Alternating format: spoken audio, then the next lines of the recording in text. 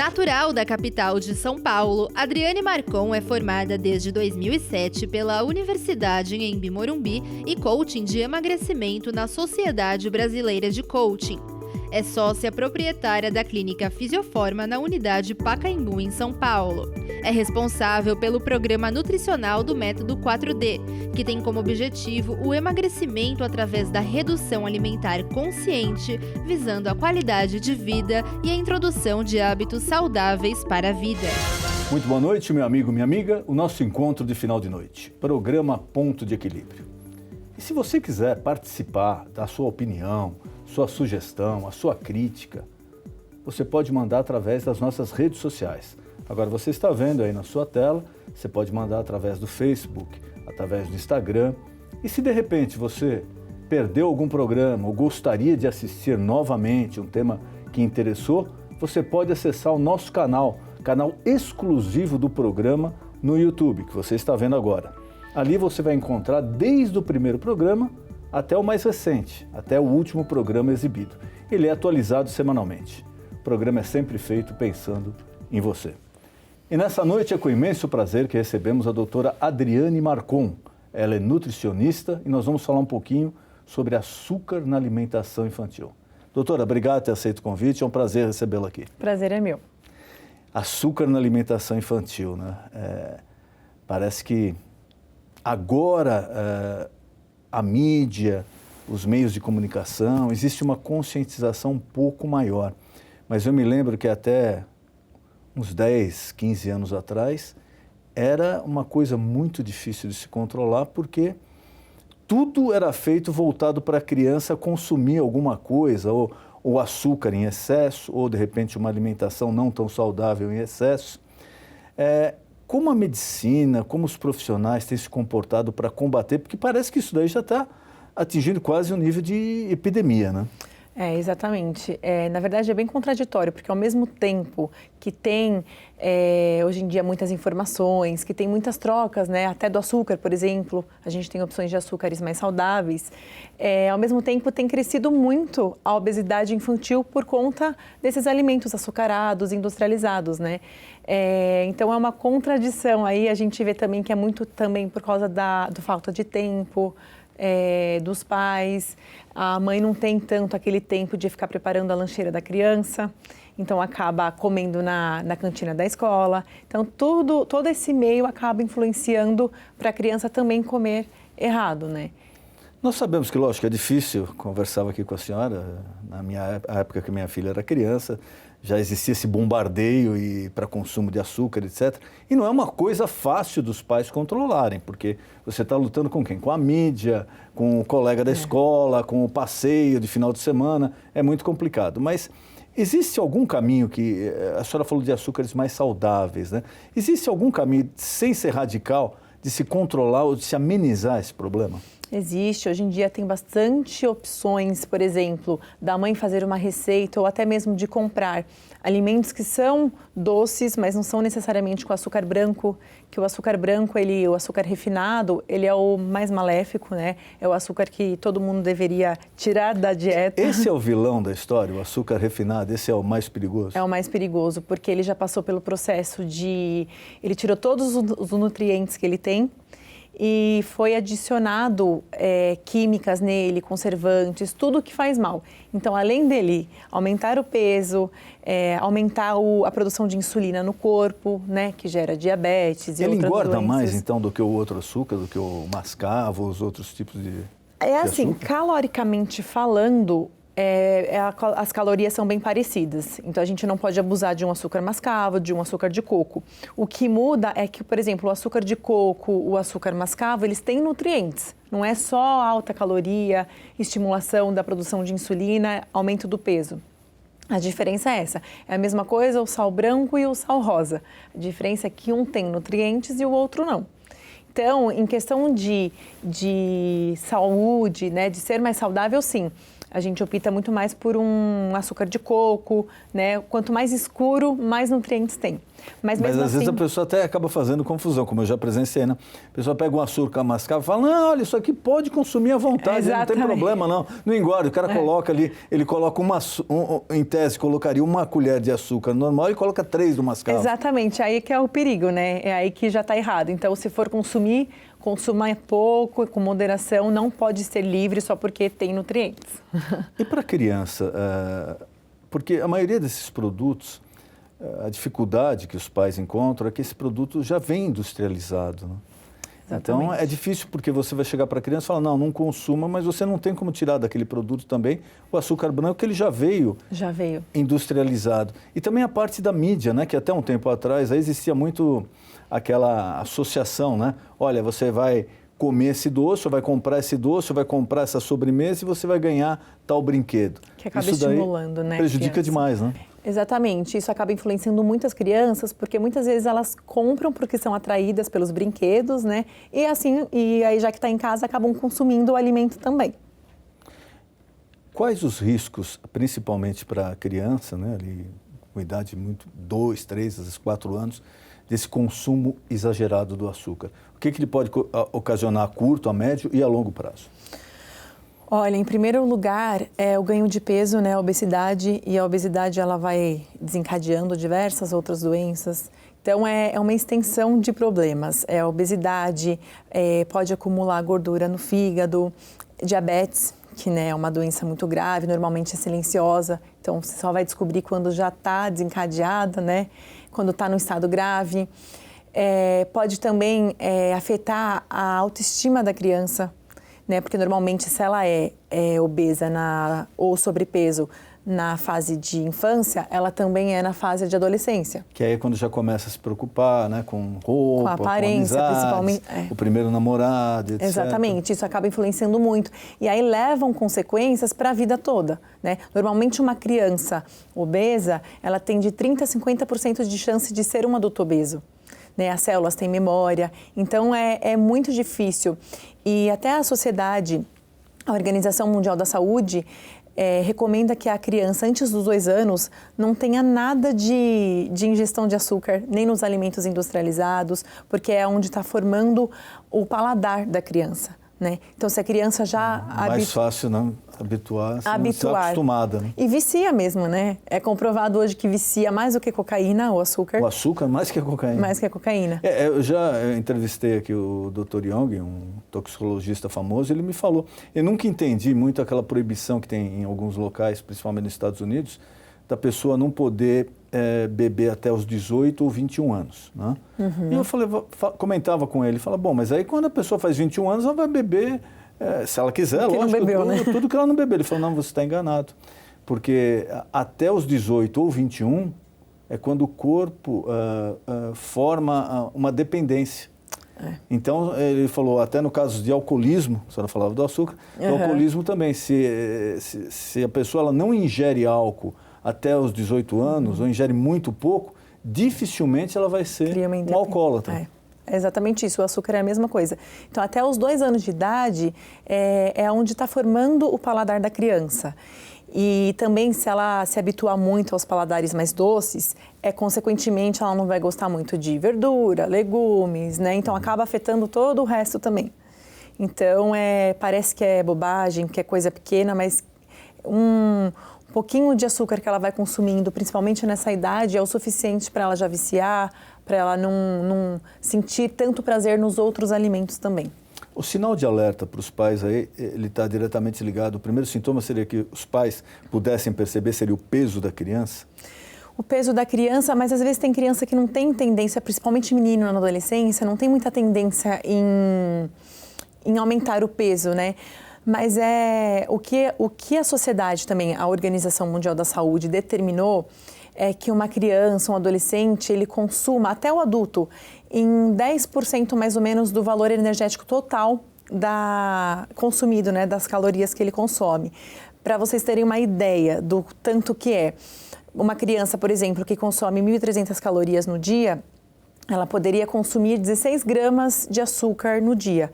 Isso não conta só com açúcar branco refinado. né? Como a gente falou, conta com os industrializados, aqueles açúcares que estão escondidos, que são os que fazem mal. E às vezes a pessoa pensa que 1.300 calorias é muita coisa, mas não é, né? Não, e 16 gramas de açúcar é metade de uma colher de sopa de um açúcar. Então, mas é essa noção que às vezes eu acho que as pessoas não têm, né? Exato. Porque a pessoa fala, 1.300 calorias, imagina. Mas exatamente. De repente um lanche tem isso. Exatamente. 200 ml de um achocolatado, por exemplo, tem em média de 29, 30 gramas de açúcar. Então já ultrapassou a recomendação diária. Quer dizer, e uma caixinha pequenininha, daquele tamanho. Exatamente. Do chocolate, do chocolate, do achocolatado. Então a gente pensa, aquela caixinha já ultrapassou, você já consumiu o dobro do que deveria. Mas não é só isso, é bolacha, né? É um lanche, é refrigerante, que tem muito açúcar. Então, se você somar ao longo do dia, só em um dia já passou muito do que deveria. E aí soma na semana, no mês, no ano, é muita quantidade, né? O açúcar no refrigerante, eu lia recentemente sobre isso, é uma quantidade assim absurda. Eu não imaginava que existisse numa latinha de refrigerante que tem menos de 300 ml ali, né, 1/3 de litro, uma quantidade tão grande de açúcar. Eu já vi pesquisas que eles colocaram mais ou menos entre 5, 6 colheres de sopa de açúcar. Numa única latinha de refrigerante. Numa única latinha. Então você vê, independente da marca, a gente não está falando mal de uma ou bem da outra, não é? No refrigerante. Geral. Numa latinha de 300 ml, de 5 a 6 colheres de sopa de açúcar. E um vídeo também que ficou famoso aí na internet, aparece uma pessoa que ela coloca a latinha de refrigerante inteira para cozinhar, como se estivesse mexendo, fazendo uma sopa, uma coisa assim. E aí aquilo vai evaporando, e fica um caramelo, uma calda. Como se tivesse pegado o açúcar puro, né, e caramelizado. Exato. Exatamente isso. Então, os pais, no geral, que são os responsáveis, né, pela alimentação dos filhos, têm que se conscientizarem, porque às vezes fala, é só uma latinha, é só um docinho, e acabam não parando para pensar na quantidade que tem aquele alimento, aquele refrigerante. E isso para o futuro é muito complicado, acaba desencadeando as doenças, né? Como diabetes que a gente comentou. Então, o papel dos pais, a senhora falava, e realmente é muito importante, porque eu já cheguei até a presenciar cenas dessa. O pai pegando no pé ali, o pai e a mãe pegando no pé da criança, não, para de comer doce, para de comer. E os pais comendo de uma forma exagerada, doce, refrigerante, etc. Quer dizer, a criança está... O espelho dela, o exemplo, são os pais. Ela está vendo o pai comendo de uma forma desregrada. Como é que você vai cobrar da criança para ela comer? Olha, eu vou tomar um sorvete e você vai comer uma fruta. Exatamente. É uma das recomendações primárias que a gente faz. Para os pais cobrarem dos filhos, os filhos, não adianta só falar, os filhos têm que ver eles comendo verdura, comendo salada, juntos no jantar ali na mesa, tomando água, coisas mais saudáveis, evitando esses alimentos que fazem mal. Porque se os pais não fizerem, os filhos não vão fazer. Pode fazer ali na hora, mas depois vai pro intervalo da escola, acaba consumindo, e aí vira aquela compulsão, porque a mãe proíbe em casa, né, de uma certa forma. Chega no intervalo, aí consome em excesso, por exemplo. Então, eu acho que tudo tem um limite, um equilíbrio, né? Eu acho que também uma restrição de nunca na vida você vai comer um doce gera compulsão. Mas eu acho muito que tem que ter um controle, tem que ter um limite, sim, né? E dar opções que são prazerosas para o filho e são saudáveis. Como a gente estava falando, hoje em dia dá para você fazer um bolo que é bem saboroso em casa, mas que não vai açúcar, que não vai farinha. Hoje já existe esse recurso, né? Porque até uma geração atrás, por exemplo, daqui a pouquinho até eu queria abordar esse assunto com a senhora também, porque existe muita polêmica do uso de adoçante, né? Isso. Mas até uma geração atrás, o adoçante era muito restrito, não se encontrava, produtos dietéticos também era mais difícil de se achar, mas hoje em dia tem essa facilidade, né? Tem muita facilidade e tem produtos bons, né? Claro, a gente tem que ler os ingredientes, o rótulo, porque sempre tem umas propagandas enganosas também, mas com a orientação de um profissional que te ajuda a saber ler um rótulo, né? Ver uma tabela nutricional, tem alimentos muito bons, sim, e tem receitas muito fáceis de fazer em casa, né? Para quem consegue, tem tempo. Por exemplo, tem bolo que é a base de aveia, ovo, banana. Em fruta, vai nozes, castanhas. Se a criança já se adapta com aquele tipo de paladar, ela não vai achar sem graça, ela não vai achar que está sem açúcar, né? Então vai tudo do lado. É mais fácil dela aceitar, né? Exatamente. E é mais fácil de quando ela consumir algo muito doce, ela estranhar, nossa, que doce. Acontece isso também. Os adoçantes, até um tempo atrás, se falava, isso daí é perigoso, deve se usar com moderação, porque usar muito faz mal. Aí veio aquela história, não, esse tipo pode, aquele tipo não pode, esse tipo é ruim, esse tipo é bom. Agora, não, use adoçante porque ele é melhor que açúcar. Você parece que as coisas vão mudando assim, né, de tempo em tempo. Hoje, qual a realidade que nós temos do adoçante? Qual o adoçante, ele é melhor que o açúcar? Qual adoçante é melhor? Existe um adoçante melhor? A pessoa deve usar, deve ter um limite diário ou não? Tá. Primeiro, assim, a gente sempre ressalta que quem é diabético, a melhor opção é o adoçante, né? Porque mesmo que seja o açúcar mascavo, demerara, ele, para quem é diabético, não pode consumir, tá? Mas para quem quer perder peso também, por exemplo, o adoçante é uma melhor opção. Mas o segredo está em qual adoçante você escolher. Então, a gente tem adoçantes hoje que são naturais, como stevia, xilitol, eritritol, esses que terminam com tol, fica mais fácil, são os mais naturais. Natural que a senhora diz o que ele é? Ele vem da fruta, é isso? Exatamente, ele não passa por processos químicos. A gente tem adoçante, por exemplo, o aspartame, que ele tem, foi descoberto que ele tem como se fosse um remédio de formiga, que mata a formiga. Então, são produtos muito fortes que fazem muito mal para a saúde. Então, é melhor o adoçante, o açúcar, um açúcar que tenha nutrientes, do que um adoçante assim.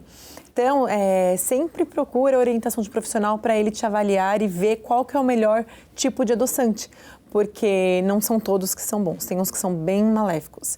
Então, eu costumo indicar sempre o xilitol, o stevia, que são da planta mesmo, né? Que são mais naturais, não tem esse processo químico todo. Recentemente também uma matéria que eu li sobre isso dizia que o risco do adoçante, aí não sei se seria esse tipo ou não, ou outro tipo, que ele até engordaria a pessoa, porque ele daria informações ao corpo que existe um açúcar e aí o metabolismo, então também existe essa... Existe também, e também pode, por ter muitos componentes químicos, ele causa uma inflamação no corpo, né? E quando a gente está com uma inflamação, o intestino não está funcionando legal, você tem dificuldade de perder peso, você tem facilidade em ganhar peso. Então é tudo um ciclo, vai girando uma bola de neve, né? Então esses produtos que são inflamatórios também prejudicam na perda de peso. Existe um limite de utilização do adoçante diário ou uma média que possa ser utilizada assim tranquilamente? Olha, se for o natural, os que são melhores, não tem assim uma estipulação. Depende da pessoa, depende do peso, né? Se é mais novo ou não, criança, por exemplo. Mas depende, por exemplo, se quem toma café. A recomendação de café, mais ou menos, são umas 3 xícaras por dia. Então, você pode colocar nessas 3 xícaras por dia. Ninguém vai tomar muito adoçante porque não tem, né? Agora eu vou fazer uma pergunta que interessa diretamente a mim. Eu tomo muito café por dia, muito mais que 3 xícaras, com adoçante. Existe problema ou não? O café, ele é um alimento, ele é um produto muito bom, né? Ele tem os seus benefícios, ele tem um antioxidante, ele é termogênico, ajuda a acelerar o metabolismo. Mas, como tudo em excesso... Faz mal. Então, para quem sofre de ansiedade, ele ajuda a piorar. Para quem tem insônia, para quem tem gastrite, né? Problemas gastrointestinais, ele piora. Então, é aquele negócio, tudo em excesso tem o seu lado negativo. Então, a gente indica mais ou menos umas 3 xícaras por dia, seria o recomendado, assim, o ideal.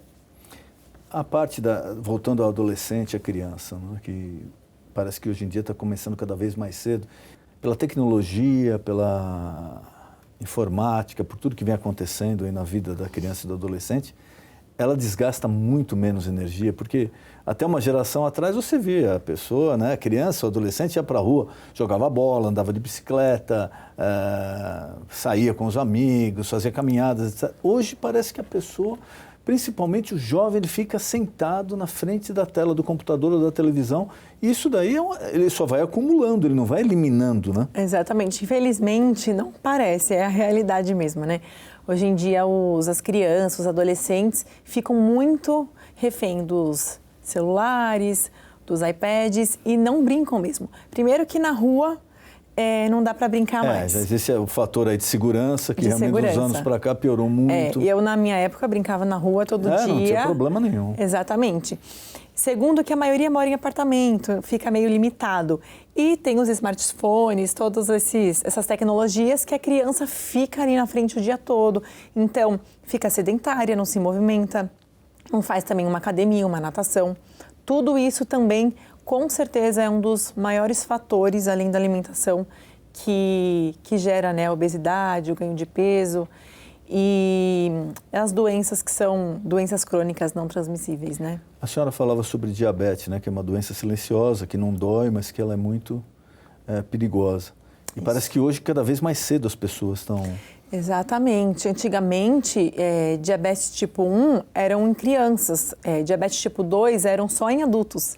Hoje em dia, não. O que a gente tem de caso de diabetes tipo 2 em criança, né, que é quando... O que é a diabetes tipo 1 e a diabetes tipo 2? A diabetes tipo 1 é quando você já nasce, é uma patologia, uma deficiência que o seu pâncreas não consegue produzir a quantidade de insulina ou não consegue produzir insulina para poder... Que a insulina, né, é um hormônio que serve como uma portinha de entrada da glicose para a célula. Né? Sem esse hormônio, a insulina, que é um hormônio muito importante, a glicose não consegue entrar na célula e ter a sua função, que uma das principais funções é dar energia para o corpo. Então, fica no sangue. E o diabetes tipo 1, a pessoa já tem essa deficiência. Quer dizer, já nasce, independente dos hábitos alimentares, do estilo de vida, ela já nasce com isso. Isso não tem cura, né? Ela tem que fazer o uso de aplicação, né? De insulina e tudo mais, não tem cura. Agora, a diabetes tipo 2 é por hábitos, é por estilo de vida que a pessoa leva. E essa que começa cada vez mais cedo agora. Exatamente, é essa que antigamente era só na fase adulta e hoje em dia não. Essa é quando a gente ingere muita quantidade de açúcar, carboidrato, né, que virou açúcar, e o corpo ou não dá conta, né, não consegue produzir tanta insulina porque o corpo vai recebendo estímulo diário de muita quantidade de açúcar. Chega uma hora que o pâncreas não consegue dar conta, né, de produzir tanta insulina. E aí não é o suficiente e não consegue transportar toda aquela glicose para a célula. Ou ele consegue produzir bastante insulina, mas as células começam a ficar hipersensíveis e elas não conseguem, vai perdendo os receptores, não conseguem mais, por mais que tenha insulina, ela não consegue mais entrar dentro da célula. Então, aí a pessoa passa a ter a diabetes tipo 2. Quais os efeitos do diabetes tipo 2 na pessoa? Diabetes tipo 2, a pessoa tem os sintomas, né? Eu falei que ela é silenciosa, mas tem os sintomas de boca seca, tontura, a pessoa vai muito no banheiro, fraqueza, insônia, a pessoa sente. O melhor diagnóstico é o exame, né? O exame de glicose, 8 horas em jejum. E a pessoa pode até, é tão grave que a pessoa pode até amputar algum membro, né? Porque daí está na corrente sanguínea, não consegue ter aquela circulação que precisa. Então a pessoa chega ao ponto de amputar algum membro, amputar o pé, porque não tem mais circulação naquela região. Devido a problema circulatório aí. Circulatório. Problema também de visão, né? Muita gente fica cega por conta da diabetes. Então, é uma doença muito séria, muito grave e que hoje em dia já está se tornando comum, infelizmente, até nas crianças. Exato, cada vez mais cedo. Infelizmente, cada vez mais cedo, né? Até com adolescentes e crianças. Isso, a senhora falava do exame. O exame é um exame fácil de ser realizado. A orientação aqui aos pais. Se está em dúvida se a criança está apresentando algum sintoma ou está com um ganho de peso acima do normal, a senhora aconselha a partir de que idade já se acompanhar e ser feito o exame? Eu aconselho quanto antes, né? Porque quanto antes você descobrir ou tratar, mais fácil é. Porque a diabetes, depois que ela já está com alguma deficiência, já está diabética mesmo, aí é muito complicado, porque daí você vai ter que ir tratando, aí vai ter que adiar o que teria que fazer, que é mudar a alimentação, fazer atividade física. Então, não tem milagre, não tem por onde fugir, né? São os hábitos de vida, são a reeducação alimentar, que acaba gerando tudo isso. Então, a pessoa se descobre que tem diabetes, se não está num estado muito grave, ela tem que fazer o que teria que já fazer hoje, né? E é uma coisa que não tem como se fugir, né? Não adianta a gente postergar, né? Exatamente. Não existe nenhum remédio ainda cientificamente comprovado que combata ou que elimine a diabetes. tem remédios, aí a pessoa passa a ser medicamentada, né? Tem remédios que ajudam nessa parte que o corpo já está deficiente e não consegue mais fazer. Mas aí a pessoa acaba tomando o remédio diariamente e pode ter efeitos colaterais, principalmente se for criança, né? Que, querendo ou não, é um medicamento que tem que ser consumido diariamente. O que acontece muito também são pessoas que, é diabético, come à vontade sem tope de remédio. Que também é perigoso. Que também é perigoso, né? Então, além da doença, outro perigo que é muito medicamento no corpo e tudo mais. Então, não tem segredo, né? É alimentação, reeducação. Crianças também, uma dica para crianças que são bem pequenas, tem muita criatividade hoje na alimentação. Né? Você fazer coisas coloridas, fazer carinhas, fazer desenhos para atrair, porque até criança, a gente fala que a gente come com os olhos, né? É verdade. Então, fazer coisas que atraem a criança ou colocar, por exemplo, alimentos nutritivos, por exemplo, faz um feijão e coloca uma beterraba junto, né? Alimentos que são mais nutritivos sem que a criança perceba. Então, tem muitas técnicas. Hoje em dia, a gente tem muita informação para poder dar um jeitinho e melhorar a alimentação dos nossos filhos, né? Doutora, nosso tempo está acabando. Eu queria mais uma vez agradecer a presença da senhora, colocar à disposição algum recado, algum contato, algum tema que eu não perguntei, a senhora queira passar ao telespectador, fique à vontade. Então, o recado que eu dou é esse, né? Os pais se conscientizarem. Hoje em dia a gente tem muitas informações, então vão ler, porque às vezes a gente acaba, né, sem perceber, afetando a saúde dos nossos filhos e quando vai ver já é tarde demais, já passou. E quem quiser, né, entrar em contato, eu atendo na Clínica Fisioforma, que é uma clínica na região do Pacaembu. Vou deixar aqui o meu link e vou deixar o Instagram também para vocês entrarem em contato. Doutora, muito obrigado. Foi um prazer recebê-la aqui. Obrigada, viu? Obrigada a você. O nosso encontro de final de noite, programa Ponto de Equilíbrio. Boa noite.